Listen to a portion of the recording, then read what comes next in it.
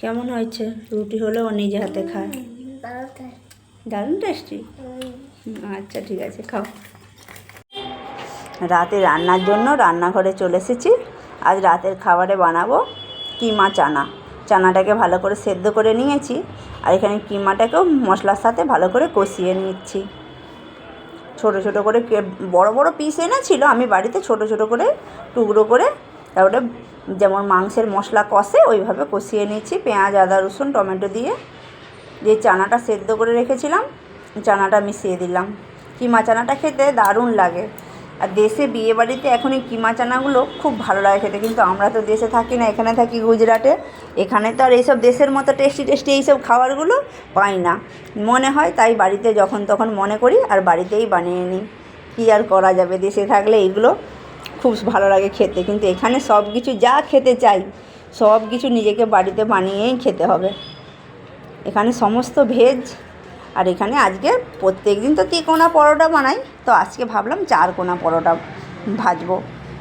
আটা আর ময়দা মিশিয়ে রেখেছিলাম, অনেকক্ষণ আগে মেখে নিয়েছি। 4 কোনা পরোটা বানাবো বলে ভালো করে পরোটাটার মতো প্রথমে গোল করে বেলে নিলাম, তারপরে ফোল্ড করে নিয়ে দুদিক থেকে মুড়ে দিলাম, বাস তাতেই হয়ে যাবে 4 কোনা পরোটার শেপটা।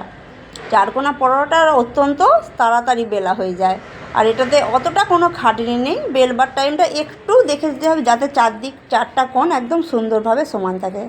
আমি দেখুন কি সুন্দর বেলে নিয়েছি, চারদিক 4 কোণ একদম সমানভাবে। ওদিকে গ্যাসটা জেলে দিয়েছি, তাওয়াটা বসিয়ে দিয়েছি।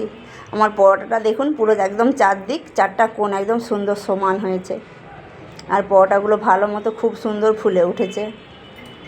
শুধু এগুলো ময়দার করলে বেশি ভালো লাগে, কিন্তু আমার বাড়িতে আমার বর একটু বেশি ময়দা খেতে চায় না, তাই একটু আটা ময়দা মিশিয়েই আমি বানিয়েছি। শুধু ময়দার করলে সাদা সুন্দর হয়, একটু দেখতেও ভালো লাগে, খেতে একটু ভালো লাগে, কিন্তু ও একদম শুধু ময়দার খেতে চায় না। তাই কত সুন্দর পরোটাটা ফুলেছে, একদম খুব সুন্দর হয়ে পরোটাগুলো ফুলে উঠেছে, একদম দারুণ লাগছিল। আর এরকম পরোটাগুলো 4 কোনাভাবে ভালোভাবে ফুলে উঠলে না ভেতরটা ভালো মতো করে খুব সুন্দর করে ভাজা হয়। পরোটা হতে হতে এদিকে চানা মশলাটা হয়েও গিয়েছে, ওপর থেকে একটু ধনে পাতা কুচি আর একটু গরম মশলা ছড়িয়ে দিলাম, বাস পুরো রেডি হয়ে গেছে একদম। এটা তো পুরো গ্রেভি মতো, বেশি থাকবে না ঝোল, এটা তো এরকমই হয়। দারুণ হয়েছে টেস্টি খেতে, এটা এত সুন্দর টেস্ট হয়েছে।